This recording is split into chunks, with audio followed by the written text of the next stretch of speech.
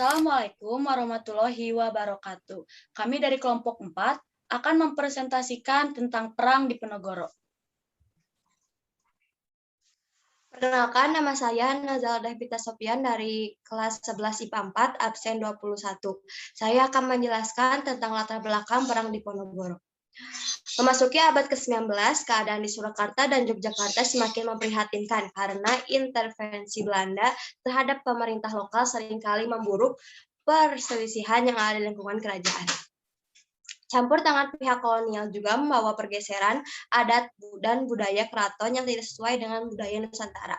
Selain itu, dominasi Belanda telah membuat rakyat menderita karena dijadikan sebagai objek pemerasan. Pasalnya, para petani tidak dapat mengembangkan hidupnya karena harus menjadi tenaga kerja paksa. Beban mereka pun semakin berat karena diwajibkan untuk membayar berbagai macam pajak. Melihat penderitaan rakyat akibat kekejaman Belanda, Pangeran Diponegoro tidak mau tinggal diam. Pangeran Diponegoro lahir pada tanggal 11 November 1785 dengan nama asli Raden Mas Mustahar yang seiring dengan tradisi Keraton Yogyakarta kemudian diganti dengan menjadi Raden Mas Antawirya. Raden Mas Antawirya adalah putra dari Raden Mas Suraja atau yang dikenal dengan gelar Sultan Hamengkubuwono III. Sultan Hamengkubuwono III sangat menginginkan Raden Mas Antawirya menjadi putra mahkota untuk menggantikan dirinya. Tetapi Raden Mas Antawirya menolaknya dengan halus. Raden Mas Antawirya merasa tidak memiliki hak untuk duduk di singgasana Yogyakarta, meskipun ia adalah lelaki tertua karena ibunya bukanlah istri permaisuri raja. Setelah Sultan Hamengkubuwono III wafat pada 1814, kedudukannya langsung digantikan oleh Raden Mas Ibnu Jarot, putra dari istri permaisuri yang saat itu masih berusia 10 tahun. Pengaruh Belanda atas keraton semakin kuat di saat istana sedang labil lantaran Sultan Hamengkubuwono IV masih kecil. Dari sinilah perlawanan Raden Mas Antawirya alias Pangeran Diponegoro terhadap Belanda bermula. Menurut buku Pahlawan Dipanagara, berjuang dilaksanakan bahwa terdapat beberapa alasan mengapa perang Diponegoro berusaha melawan. Di antaranya adalah 1. Penderitaan dan kesengsaraan rakyat akibat pajak. 2. Adanya campur tangan Belanda dalam urusan istana. 3. Munculnya kecemasan di kalangan ulama karena munculnya budaya barat. 4. Kekuasaan raja-raja di Yogyakarta semakin sempit karena daerah pantai utara Jawa Tengah dikuasai Belanda. Dan yang terakhir adalah kaum bangsawan mereka dirugikan karena sebagian besar sumber penghasilannya diambil alih oleh Belanda. Dilanjutkan sama Delon. Perkenalkan, nama saya Delon Samuel Yakinoh Bola dari kelas X IPA 4 akan membacakan teks berikut.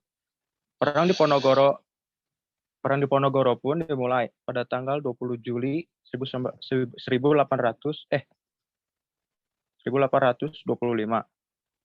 Perang Diponegoro dan para pengikutnya memutuskan untuk menetapkan strategi gilanya dalam menghadapi Belanda yang jelas lebih unggul jumlah prajurit dan persenjataannya. Tokoh-tokoh yang ada di balik Pangeran Diponegoro selain Pangeran Diponegoro adalah Kiai Mojo dan Alibasa Santoso Perwari-Dijero.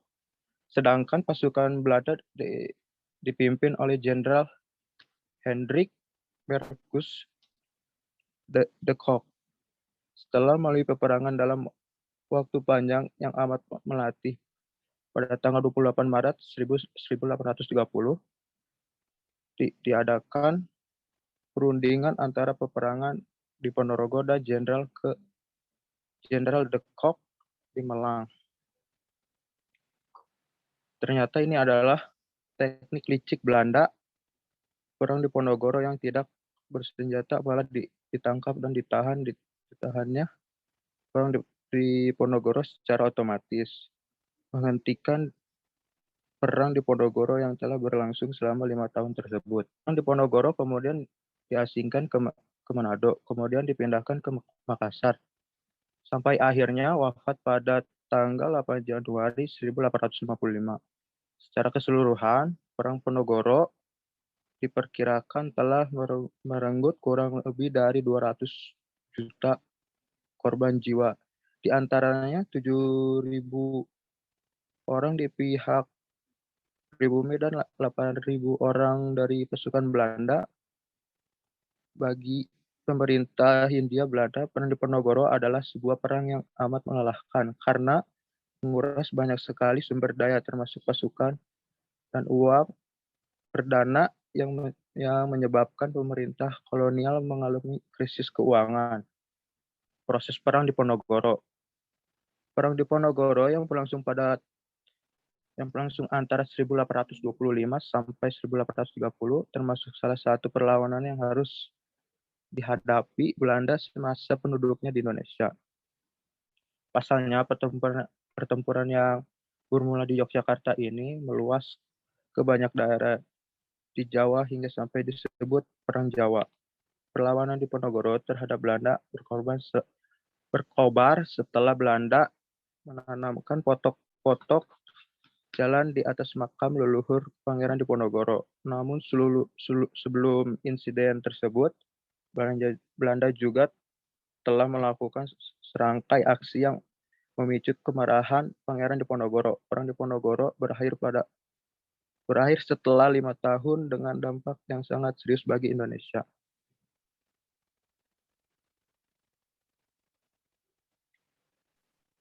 Saya Fitri Febrianti dari kelas 11 IPA 4, absen 9 akan menjelaskan strategi perang pihak Indonesia. Pangeran Diponegoro merupakan seorang bangsawan yang memimpin Perang Jawa pada tahun 1825 hingga 1830. Perang ini merupakan salah satu pertempuran terbesar yang pernah dialami oleh Belanda selama masa pendudukannya di Nusantara. Pangeran Diponegoro memakai sebuah taktik yang diberi nama perang gerilya, yaitu sebuah strategi yang dilakukan dengan cara melakukan pengelabuan, serangan kilat, dan juga pengepungan tak terlihat. Strategi ini dilakukan bersama rakyat dengan membangun pertahanan di Selarong, tepatnya di sebuah goa. Hal-hal yang dilakukan ialah merencanakan serangan ke Keraton Yogyakarta, mengirim kurir kepada para bupati atau ulama, menyusun daftar nama bangsawan, dan membagi kawasan Kesultanan Yogyakarta. Perlawanan Diponegoro meluas sampai ke beberapa daerah di Jawa Tengah sampai ke Jawa Timur. Strategi perlawanan Pangeran Diponegoro dengan perang gerilya dengan melakukan tindakan seperti menghimpun kekuatan dari Jawa Tengah sampai Jawa Timur dan memusatkan pertahanannya di Goa Selarong. Belanda memancang atau mematok tanah pemakaman leluhurnya. Pangeran Diponegoro pun mengganti pemancang tanah tersebut dengan tombak. Buntutnya, pada 20 Juli 1825, Belanda menyerang Tegalrejo dan Pangeran Diponegoro mengangkat senjata melawan kesewenangan itu. Perang Jawa ini berkobar dan berlangsung selama kurang lebih 5 tahun dari 1825 hingga 1830. Ia memimpin kurang lebih 100.000 pasukan. Lawan Pangeran dipimpin oleh Jenderal Hendrik Marcus de Kock yang memiliki kekuatan 50.000 pasukan. Perang yang luar biasa ini menelan banyak korban. Belanda harus kehilangan sekitar 15.000 tentara, sedangkan pribumi yang gugur berkisar 20.000 orang. Kerugian materi diperkirakan mencapai 20 juta gulden. Pangeran Diponegoro menghubungi Pakubuwana VI karena adanya keyakinan bahwa Pakubuwana VI mempunyai sikap yang sama dengan dirinya, yaitu anti penjajahan. Adanya faktor-faktor persamaan yang membuat kedua pangeran untuk saling menghormati dan saling membantu untuk mengusir penjajah. Pangeran Diponegoro yang dibantu oleh susuhunan Pakubuwana VI dari Surakarta melakukan perlawanan yang sangat hebat kepada Belanda.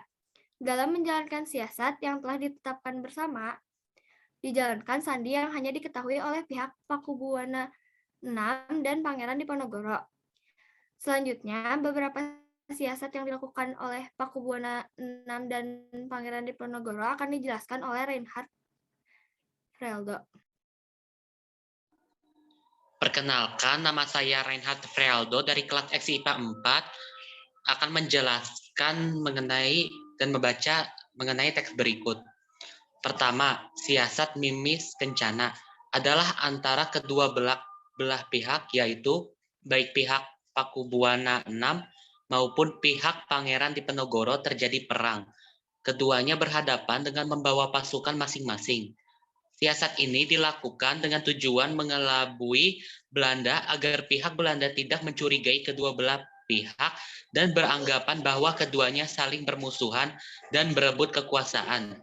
Dengan tujuan sebenarnya adalah memberikan bantuan biaya kepada Pangeran Diponegoro. Kedua, siasat Kondrotimuko. Kata tersebut sebenarnya berasal dari cerita wayang, di mana Kondrotimuko adalah tempat penggodogan Gatotkaca untuk mencapai kesaktiannya. Pakubuwana VI menamakan Candi Condrotimuko Pakubuwana VI.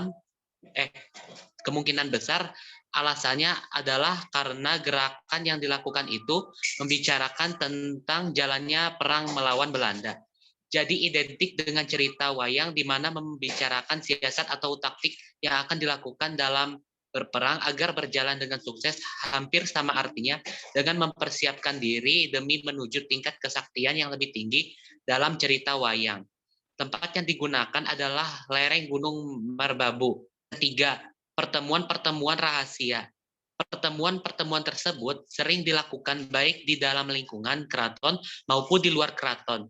Pertemuan yang dilakukan di luar keraton biasanya dilakukan oleh Pakubuwana VI dengan alasan bertapa untuk memohon dikaruniai anak laki-laki. Contoh-contoh dilakukannya pertemuan antara Pakubuwana VI dengan Pangeran Diponegoro antara lain adalah: 1. Pertemuan yang dilakukan di hutan Krendowahono. 2. Pada bulan November 1829, Pakubuwana VI melakukan pertemuan kembali dengan Pangeran Diponegoro di Dusun Jatinom, Klaten. 3.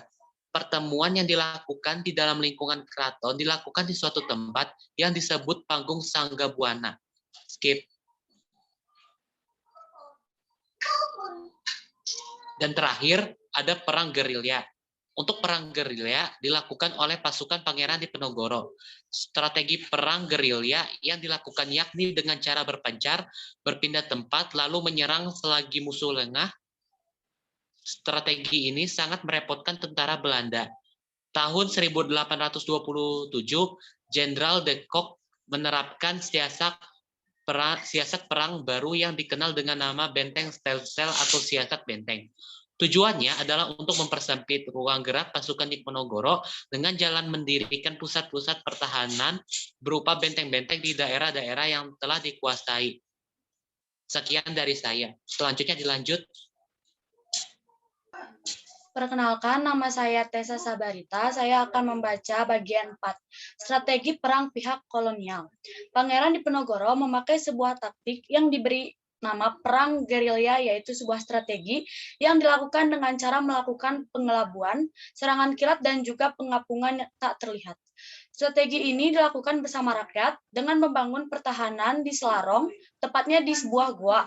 Hal-hal yang dilakukan ialah merencanakan serangan ke Keraton Yogyakarta, mengirim kurir kepada para bupati atau ulama, menyusun daftar nama bangsawan, membagi kawasan Kesultanan Yogyakarta. Perlawanan Diponegoro meluas sampai ke beberapa daerah di Jawa Tengah sampai ke Jawa Timur. Dengan demikian, strategi perlawanan Pangeran Diponegoro ialah dengan perang gerilya, dengan melakukan tindakan seperti menghimpun kekuatan dari Jawa Tengah sampai Jawa Timur dan memusatkan pertahanannya di Gua Selerong. 5. Akhir perang. Akhir dan hasil perang Diponegoro, pertempuran sengit antara Belanda dan Pangeran Diponegoro baru berakhir pada 28 Maret 1830. Kala itu, pasukan Pangeran Diponegoro dijepit di Magelang oleh Jenderal de Kock.